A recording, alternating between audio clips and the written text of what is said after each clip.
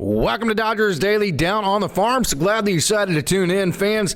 We don't have a whole lot of players to cover today. Who you're seeing here is Kenny George. That's Josue Paula, who just hit a fly ball. But the players we do have, I was thinking, hey, should I just wait this for another day?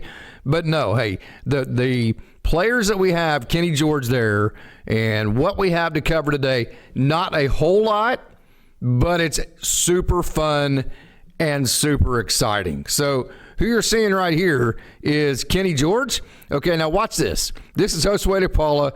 This is a routine fly ball well in front of the track. Kenny George tags up from second base on a ball into medium left center, 10 to 15 feet in front of the track. Tags up, makes it to third base very easily. Next batter, Kyle Nevin, hits a medium fly ball to center field. I think probably most professionals would score on that, but just the ease of which he did score and the way that he got on base, right here. How about that? Ground ball. Here's been the trick for Kenny George, and this is where I think a lot of people thought it would not translate. Ground balls to the left side. Boom, right there. He's been doing that over, and now why the shortstop has them shaded over like that, I don't know. I guess they haven't seen any video of Kenny George and how he's played the offense this year. But then look at that right there. So a 2-1 count. See that he's in a hitter's count. He's in a plus count. He's able to ambush something and turn on it and get him a double going to second base. And he is, as you can see there, having an absolute blast playing baseball at the AA level. I kind of thought he would. Now here's kind of some behind-the-scenes types of things with Kenny George. He's from Atascocita. I think I'm saying that wrong. If I am, please forgive me for that. Atascocita, which is in the Houston area. So while Tulsa's still about 8 or 9 hours away, it's still close enough.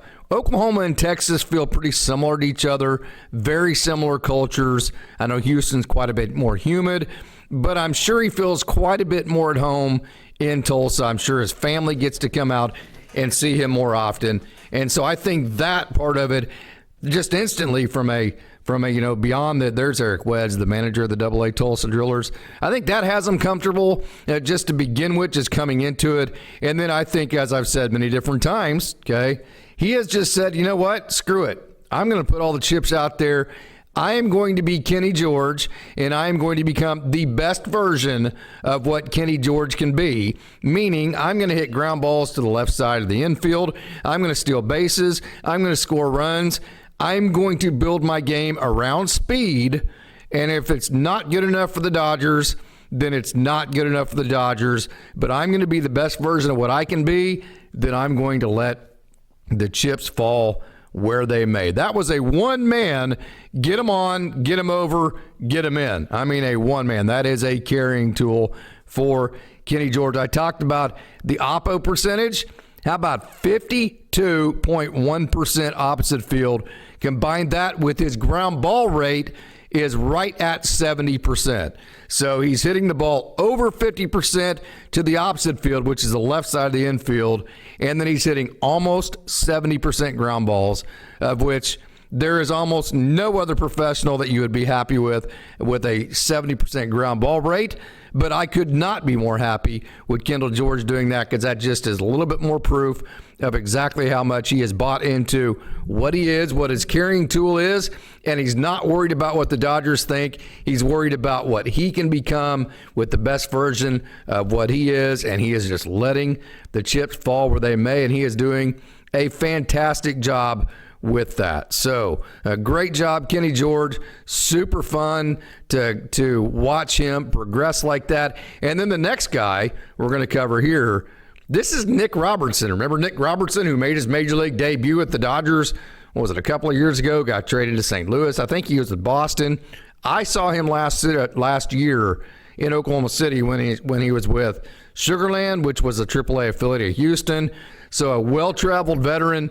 Nick Robertson is plowing through AA hitters. I mean, plowing through AA hitters. Scoreless inning yesterday. He struck out the side, and he's not allowed a single run in 11 outings.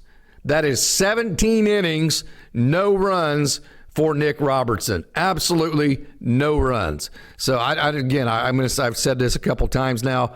I don't know why he's still in AA. It's not like AAA Oklahoma City couldn't use somebody with his experience. It's not like he hasn't proven that he can do it at that level. I mean, heck, he has major league experience, and you'd be surprised at how few of guys that there are at the AA level that have major league experience.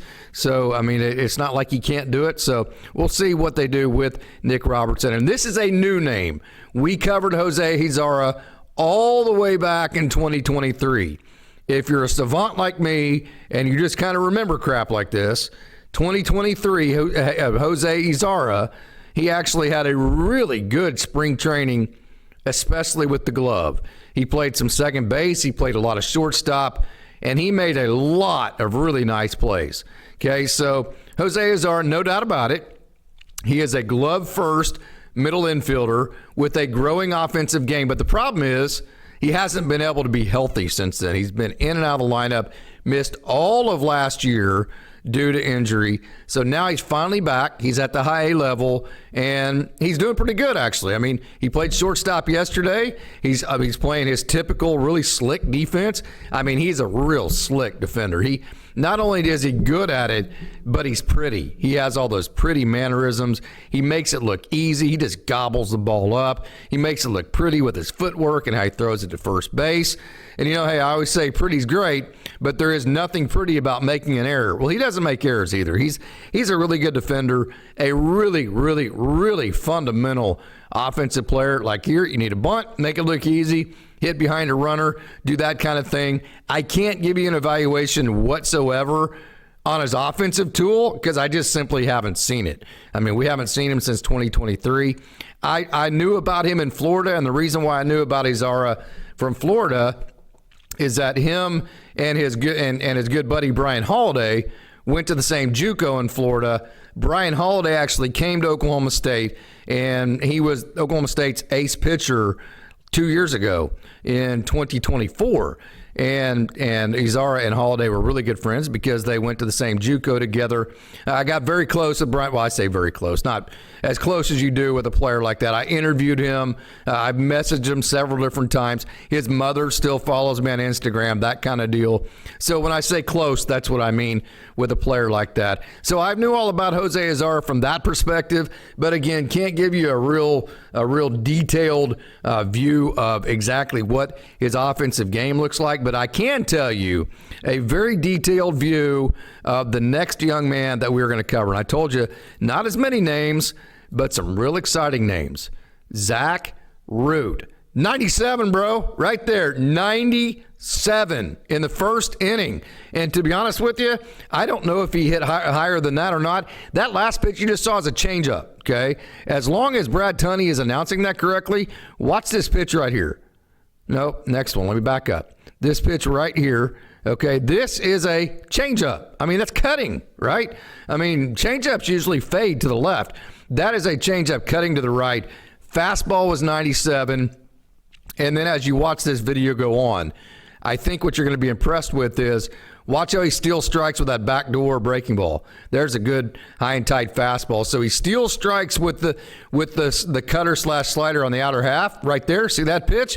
And then the pitch before that, he plays it off of that by coming up and in with the fastball. There's another pitch that he stole a strike with on that cutter. Then there is the back foot slider. Okay, I mean, that is devastating to go with the changeup you saw. There is more of the curveball, the 12-6 look. So you've seen the backdoor slider, you've seen the 12-6 curveball, you've seen the back foot slider, you've seen the changeup that cut. He can also fade a changeup. You've seen the high and tight fastball right there. Okay, so Zach Root absolutely dominant yesterday. How can you get more excited than 2.1 innings, 4 strikeouts in 2.1 innings, just 1 walk? That's a big one too. And he gave up just 1 hit. So super excited to see Zach Root have so much success yesterday. That was a lot of fun. So, yeah, Zach Root, a young man who was the Dodgers' first pick last summer. Him and Charles Davlin were the first two. Both came out of the University of Arkansas. And I can tell you, Dave Van Horn and the pitching staff, they have a pitching lab. I mean, they have labs. Well, matter of fact, Arkansas's facility is going to be better than any professional facility outside of a major league. Outside of a major league facility, Arkansas will have more tools, a better lab, better facilities than any minor league facility out there, including the entire Ontario facility as well. It's just that good. It's that updated. It's that modern. So, he knows all about the spin rates, the grips, and he knows how to use all the advanced analytics. And here's a young man, 20 years old, Justin Chambers. Not going to sugarcoat you. He struggled this year. There's that nice little sweeper. We had an interview with him in the offseason. He struggled with throwing strikes. I mean, point blank. He struggled. There's Jose Izarra right there. See how smooth he is? I love that. That's just a pretty looking play for Jose Izarra. We just talked about him. Command and control. But see that right there? An invisible ball. So watch the way that he hides the ball here. See how he hides that ball behind his back? It's hard to pick up, especially for a lefty to begin with.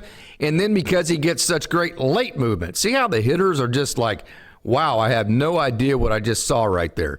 So Justin Chambers, 20 years old. He's a lefty that the Dodgers got for Brian Hudson. Really talented. I mean, he's only like 92, 93. The velo is not going to blow you away by any stretch of the imagination. But it's the fact that he hides the ball. It's the fact that he has late movement. There's that play again by Izarra. Just got to clean up the execution and the command and that kind of thing.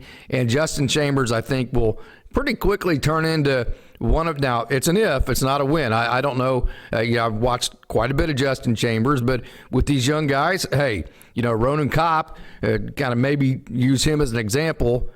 Every time you think he gets it figured out, he goes right back into one of those patches to where he just can't find the strike zone. So with these young guys, especially with the lefties that kind of deal with a funky motion like this, like Ronan Kopp does, and this is Justin Chambers here, it's always an if. I don't mean that to be negative or to throw anybody under the bus, just trying to be honest there. And then how about the power of Ching-Shen Ko? What's exciting about this is when the times that we've talked about Ching-Shen Ko, it's been about how big he is, but how well he stays inside the baseball. So he stays inside the baseball well, but yet whenever you see that 2-1 count there, when he gets into a hitter's count, he is able to turn on the ball, ambush a pitch to the pull side, and has a world of power. So this is a young man in Ching-Shen Ko that should be able to hit the ball to all fields and do so with a lot of thump. 279 average for Ching-Shen Ko, OPS of 961. So Ching-Shen Ko, great to see him hit a pull side home run last night. Super, super, super exciting for him. So, hey, that's going to do it for today's Dodgers Daily Down on the Farm. I want to thank you for tuning in. And as always, remind you, it's a great day to be a Dodger.